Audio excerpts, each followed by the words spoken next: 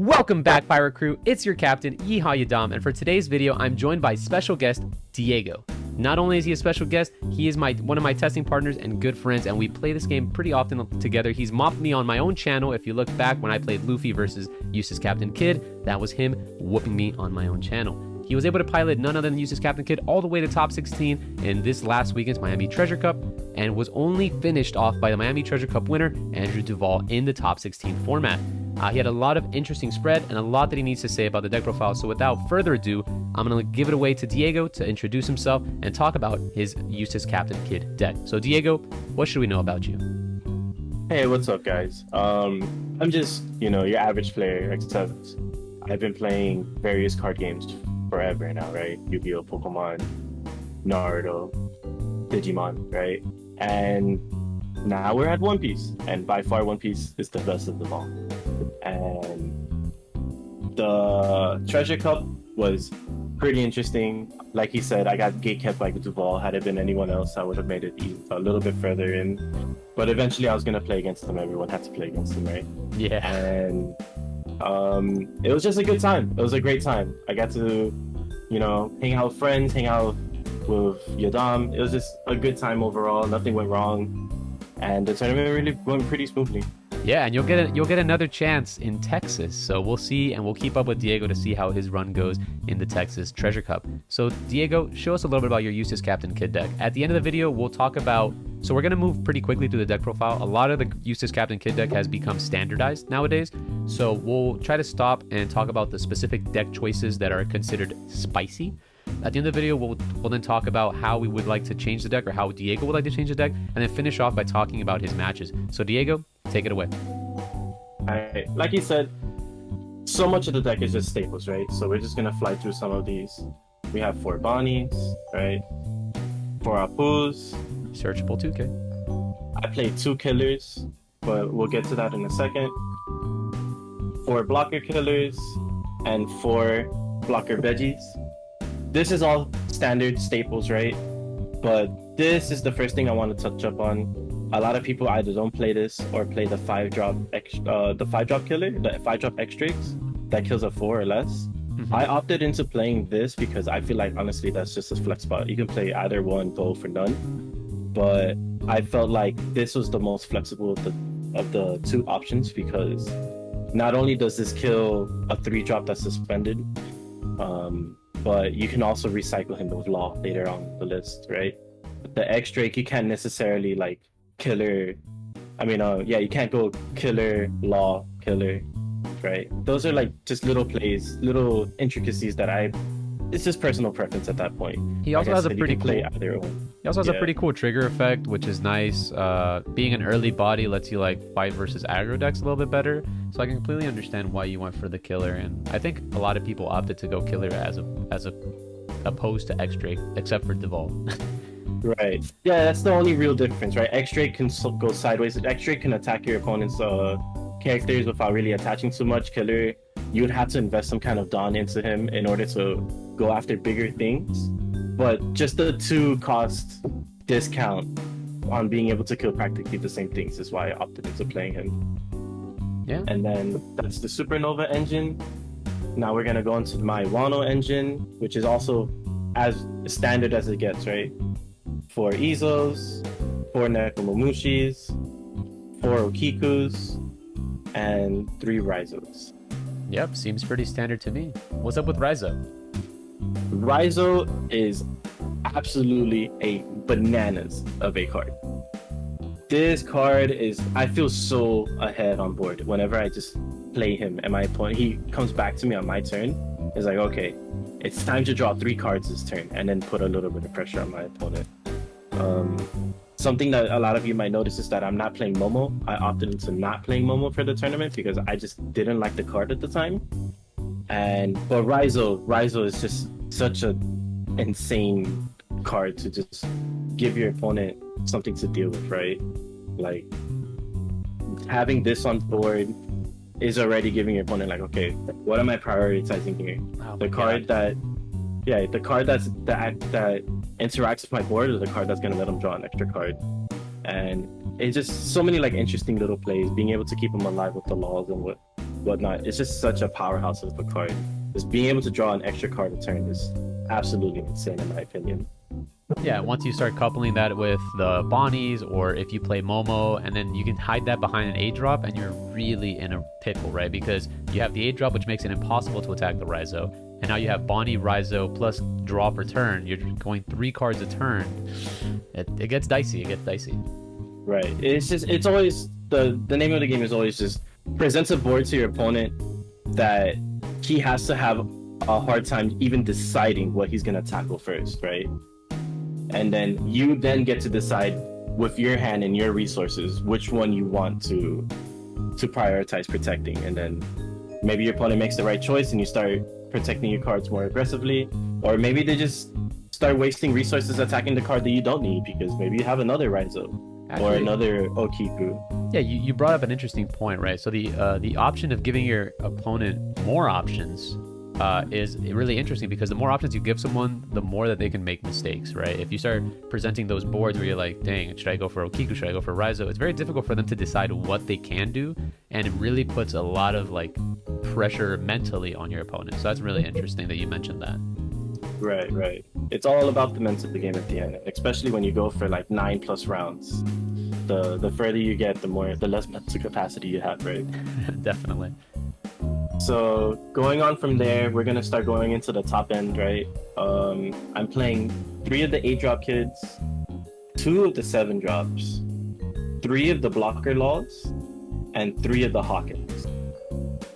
A lot of people say like you need to play 4 laws, but I feel like he's too bricky. I prefer to play 3. And by I think a lot 3 of is just people, good enough. and by a lot of people, I think he means specifically Duval, but Mr. Duval himself, Mr. One Piece himself.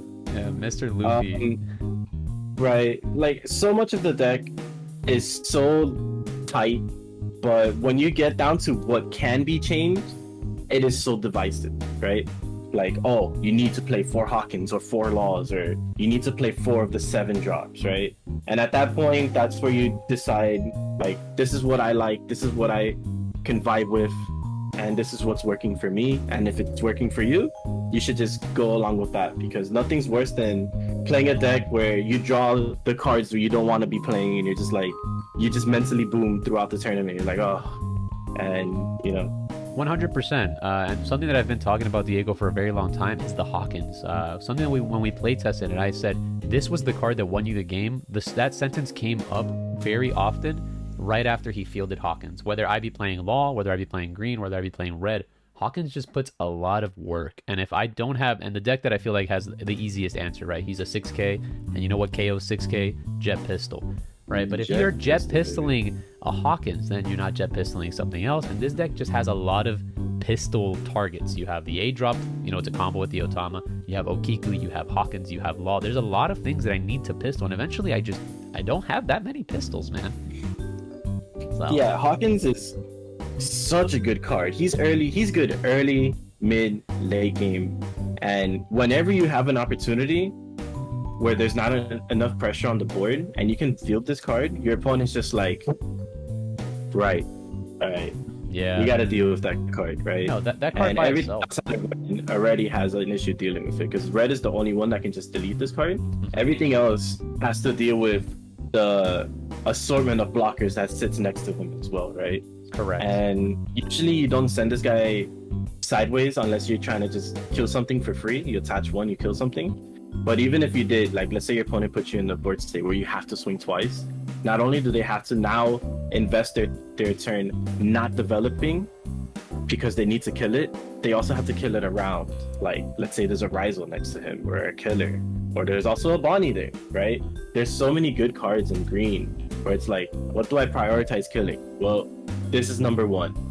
You waste your entire turn killing this guy, and then now these guys get to live too. And it's just such a headache to deal with, right? No, it really is. Hawkins is definitely a really, really strong card. Just being a 6K, right? So just to like really threaten it, you have to like present 8K. And again, presenting 8K, that's Eustass Captain Kid. That's not an easy number to get around.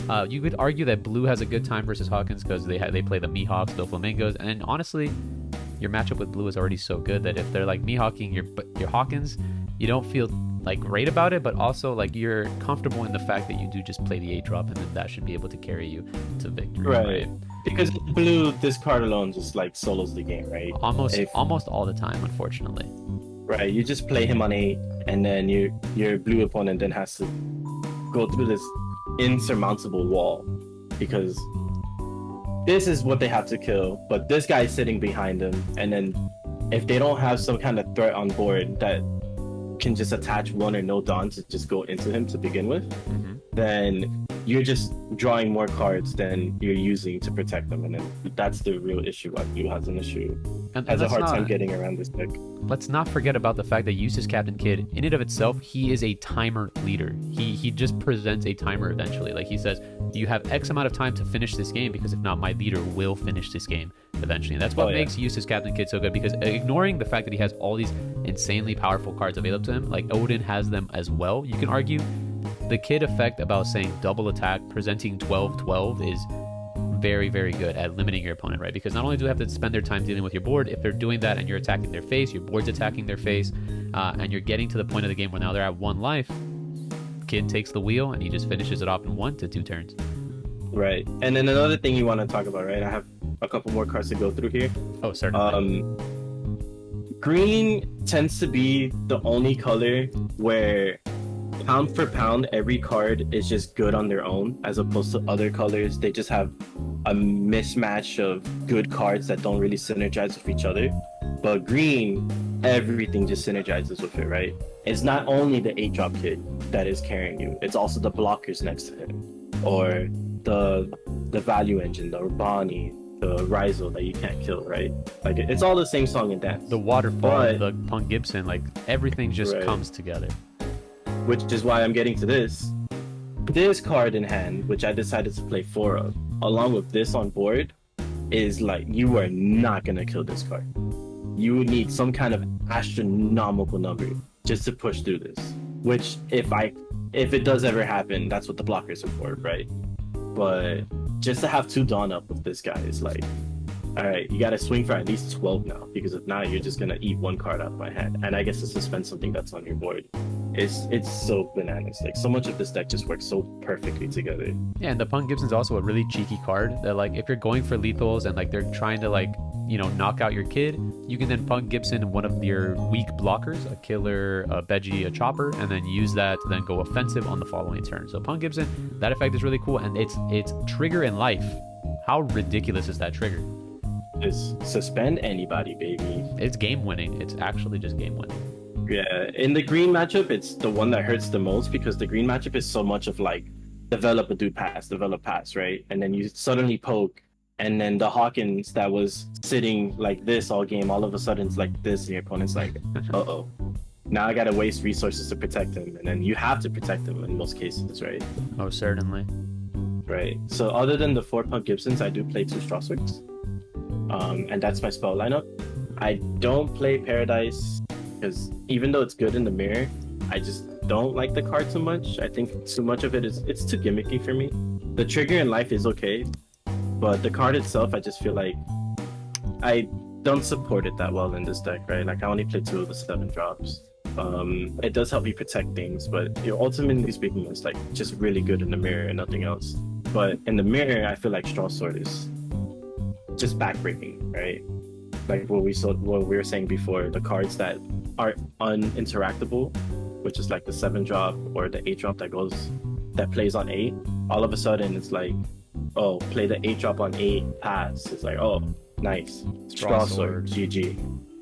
Right, or the Hawkins, or the 7-drop. Straw Sword just breaks the game open for specifically the mirror, right? I feel like I have a pretty good matchup against everything else, so why not just tech against the mirror? And that's where this card comes in. Well, these 6 cards. Really. Yeah, it's not just that. Oftentimes, the red players will, as we were talking about in the podcast with the Vault, sometimes one of the best plays that red has into green is playing the 5-drop Luffy at passing. But what if I told you, like, you obviously don't do that if there's an Okiku on board, but let's say there's an Okiku, there's no way of resting this Luffy that's very easily available, and they play this Monkey D. Luffy pass, and you just Straw Sword it. Oh my lord. Right. That game is probably just over on the spot. Right, because you pretty much, as an aggressive deck, you pretty much did, like... You lost too much tempo, yeah. And that's why this card is so good, because it gives your opponents like the false sense of safety. Because yeah, some people might think, oh, they're playing like one straw sword or whatever. What if he has the straw sword? You can't really play around that. But I play two, mainly because I don't want to search it with Bonnie unless it's absolutely necessary. I would rather draw into this card, because if I'm searching it with Bonnie, it means that I'm either really behind on board state or it's a very specific situation. But you don't want to give your opponent that information. Yeah, right. Like you want him to play this on 7 or this on 8 or this on 5, and you just go, nice card, straw sword, kill it. Yeah, that's the thing. You want the surprise factors. I get where you're trying to get at, and I completely agree. Right. Straw Sword is a very surprising card because you don't really see it in a lot of lists. People have opted to play the waterfalls instead and things like that. So with that being said, we do have the deck profile here. Is there anything that you would change about your Eustass Captain Kid deck? There is. There's already one immediate change that I'm gonna make for my run in Texas. Mm-hmm. I'll be dropping, let's see here, all the way down through here. I play 4 Okikus in this list. I play 2 of these guys and 4 of these guys. Sure. And I feel like these numbers are okay. Like, obviously I did well with this list, but there's always fine tuning, right? And my answer going forward is going to be -1, -1, -1. So 3, 3, 1. And then we're going to add this guy. 3 Momonosuke. Yeah, Momo is a really cool card. It just allows you to get a little bit more value behind the 8-drop, and it's really good versus purple. The fact that they have to now invest turns and time into knocking out a 1-drop searcher is really, really good. It gives you a lot of it's just like what we were talking about before, right? Presenting awkward boards for your opponent to just have to answer and deal with and expend resources in dealing with it. Momo is just another one of those awkward answers, right? Against the more aggressive decks, sometimes you just play Momo and you leave him on board and you tell him, like, do you want to attack my life or do you want to kill the Momo? If you kill the Momo, I gain the life in a sense, right? He's like pseudo blocker in that sense. Pseudo blocker, or like he's taunted, right? You kind of are like you're focusing on like I can't let him get another draw, right? Because if you pass on on leaving the Momo rested, you can then double draw, and double drawing in this game is really scary because cards in hand are cards in defense. So right, and then he also lets you play what I like to call, or what Duval has taught me, the Exodia board. This is something he did to me as well, right?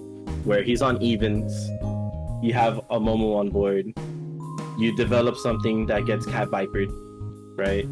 And then on your 6, since you're on evens, you can search with Momo, grab a card, and then on that 5 Dawn, you then develop your blocker law, and you bounce either the Momo or the Nekomamushi, and then this guy turns into this guy.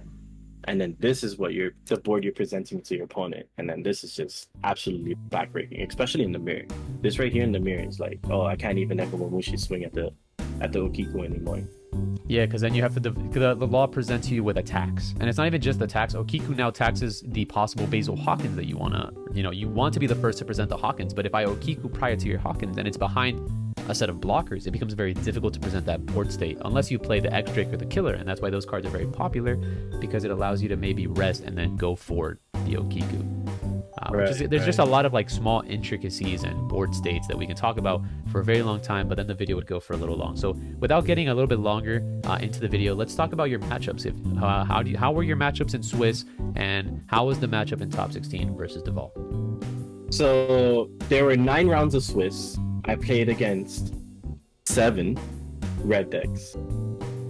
My matchups that day were Luffy, Zoro, Luffy, Zoro, Luffy, Luffy, Zoro, Luffy, I believe, something like that. I know that I know for a fact that I played against 7 red, and then 2 greens.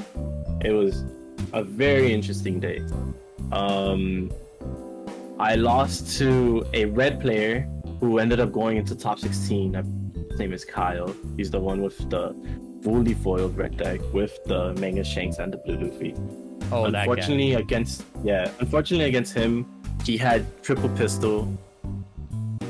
Tama pistol, and I couldn't just beat that board. I was very close, and then those games just happen, right? Sometimes your opponent just has everything. If it wasn't for the third pistol, Then my second loss was to another top 8 player who was playing green. I forget his name. I think it's Yang, the Digimon Yang. Pro. Yang. Right. That game was very, very intense. It could have gone either way, but he drew too many of. His deck was pretty tailor-made to beat green, and he drew too many 7-drops. And at the very end of the game, those 7-drops just broke my back too hard. I couldn't deal with it, and maybe needed like one more turn to go for game, but I just couldn't get there. Unfortunately, he's also a very good player. He played very well. Yeah, he's been practicing a lot of One Piece. I was very proud of him. So then we go into the top 16. Because I was the last seed and Duval was the first seed, I get to play against him.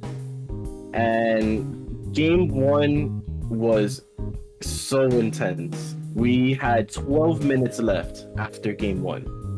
Not that any of the two of us were slow playing, but it was just, there's so many decisions to make, and the match was so even, and so every little decision was so pivotal because of how the mid and early game went. It was actually pretty insane. Yeah, I got to watch that match since I wasn't commentating, and let me tell you, that match was really, really rough. Like, the board states that they were presenting each other were very difficult. It was very akin to, like, if you were watching the tournament and you saw how he played against the Law deck, and he was just kind of 8-drop, like, and they weren't getting rested, right? He was just summoning these big kaijus, not resting them and passing it, and then, you know, Diego was doing the same thing. He was going like basil, 8-drop, 7-drop, and like those, it's like, how do you crack these boards, right? There's a lot of tension on that board, and once the pieces start falling, like in chess, right? This piece will take this piece and this piece will take that piece. What happens at the end of the trade? And it seems like Duval was just a little bit on the edge of that one. And then with 12 minutes to play the final game, game 2, you know what that means.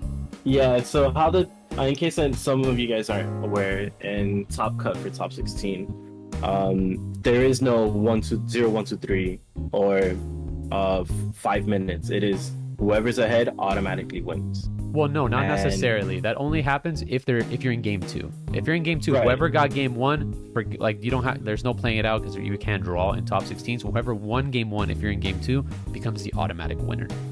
Correct. And plus my opening hand for game 2 was so troll. I mean, we weren't gonna finish in 12 minutes. We've had to play so quickly and make so many weird decisions or I would, right? He doesn't have to make those decisions, and Duval knows what he's doing. He's not slow playing me or anything.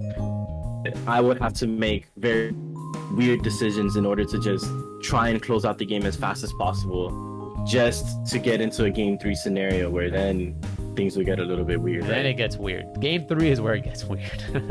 Yeah. All right, man. So thank you, Diego, for joining us and talking a little bit about your experience in the Miami Treasure Cup. I hope you continue to do well in the Texas one. We'll be rooting for you. Thank you, guys. If you guys enjoyed this video, enjoy this type of content where I get to sit down, talk to the players, have a more personalized interview, let me know in the comment section below. If you like the video, hit that like button. And as always, if you haven't joined the Pirate Crew, make sure to hit that subscriber button. And I'll see you guys on the next one. Peace.